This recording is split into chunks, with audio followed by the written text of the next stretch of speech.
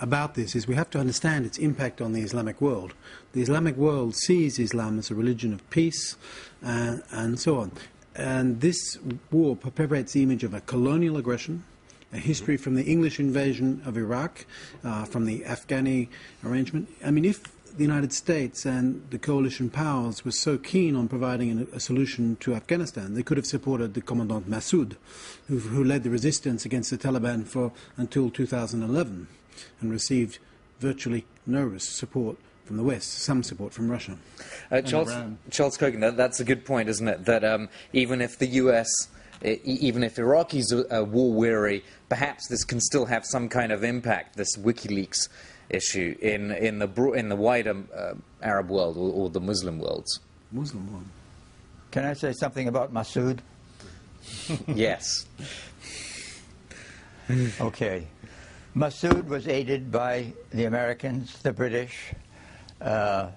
He is a Tajik. He couldn't have taken over Afghanistan. We supported the Northern Alliance to drive out the Pashtun-dominated Taliban. The Afghan forces are largely officered by Tajiks. We're in the midst of a civil war. That's what happened to us. The Afghan war ceased to be a necessary war at the moment when al-Qaeda escaped into Pakistan in December 2001. Okay, I still want to get back to this question of accountability. Luca, you were saying earlier that before people probably had a pretty good idea of what was happening in police stations. Now there's some evidence, even if it may be faultily presented. Do you think that, I mean, where do you go from here in terms of accountability? Can you bring any sort of accountability? I'm not sure. I think there will be for years a huge cloud of mystery about the numbers, the figures of the civilian death in Iraq. There are several. I mean, the fact that Iraqi body count is working closely with WikiLeaks is probably a good sign. I don't know if you agree, but most of us really relied on the Iraqi body counts because it is and it was the best way to count the casualties in Iraq. But I mean, the figures are so different between a few. I mean, you have 10 different manners to count the civilians. But for me, it's WikiLeaks is bringing a new chapter, but I'm not sure we will ever know how many people disappeared in the Iraqi war. On that chapter, it might be interesting to show a graphic that we made. This is borrowed from, this is basically the Guardian newspaper, which compiled this map of the violations that was contained. And you can see that you can click on a red dot and you get a pretty detailed, that we're zooming out so you can see more of Iraq, the broader vista. But you can click on those red dots and you get a pretty unprecedented degree of documentation. And I think that's what makes this leak interesting and more detailed. And basically what you see that there is more violence in the center of the country around Baghdad, which is the place where most of the American military were. So that means also that even during the time where there were hundreds of thousands of military soldiers in the center of the country, there were still violences. Not only violences between Americans and Iraqis, but violences between Iraqis as well. And they were unable to protect them. Yeah, but at a larger scale, when we think of a global public sphere and we think of how global public opinion is moving, we have to realize that these WikiLeaks leaks give credence to all those in the Islamic world that say that this is a barbarous colonialist regime. It talks about human rights, but since the beginning of colonialism, it's always talked about human rights, and that's the contradiction that comes out. And for a lot of people, the backdrop will still be President Obama's keynote speech to the Muslim world in Cairo, won't it, Christopher? That's still going to be...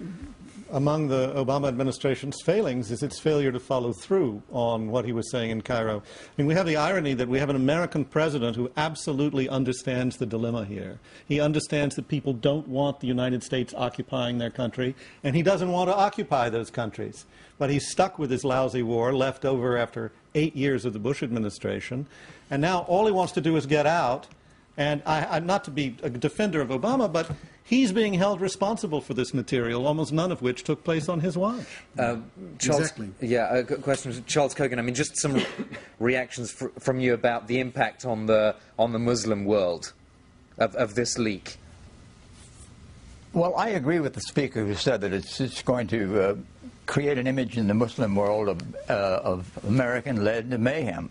But in terms of accountability, I think it's very interesting that Nick Clegg, who did not support the war in Iraq, has insisted that there be a full investigation of any atrocities committed by British soldiers. So the British may take the lead in this, and it may induce the Americans to be more assiduous in judicial investigations that will follow these leaks. That's obviously one potential benefit, I suppose, of this, is what Nick Clegg was saying in the light of the leak. You know, I think that the British are more passionate about these issues than the Americans are right now. There was an interesting study done back in 2007 that said that essentially for the American public, the Iraq War ended in 2007 when Ryan Crocker, the U.S. ambassador, and General Petraeus got in front of Congress and said, the surge is working, American casualties are going down, and people literally changed the channel, and they never changed it back to Iraq. Yeah. So I don't think there's any political will on any front in the United States to investigate these crimes and these allegations beyond a journalistic investigation. I don't think it'll ever go further than that. Or maybe from the Iraqis one day. Maybe the Iraqis will have the capacity, the ability to do this investigation. When Blackwater slaughtered people in the middle of Baghdad, the Iraqis wanted to put them on trial and they weren't able to do it. Blackwater said no way. And now Blackwater's getting off the hook. So... yeah. All right, well, we're just going to have to wrap up now, so I'd like to thank all my guests very much for being on this show. Lucas Monget, our senior international correspondent, Warwick Doyle from the American University of Paris, from Harvard in the United States, Charles Kogan, and Christopher Dickey here in the studio from Newsweek magazine. And that is the end of this debate on France 24. Coming up next, 24 Hours in France takes a look at all the stories making headlines with us. Do stay with us.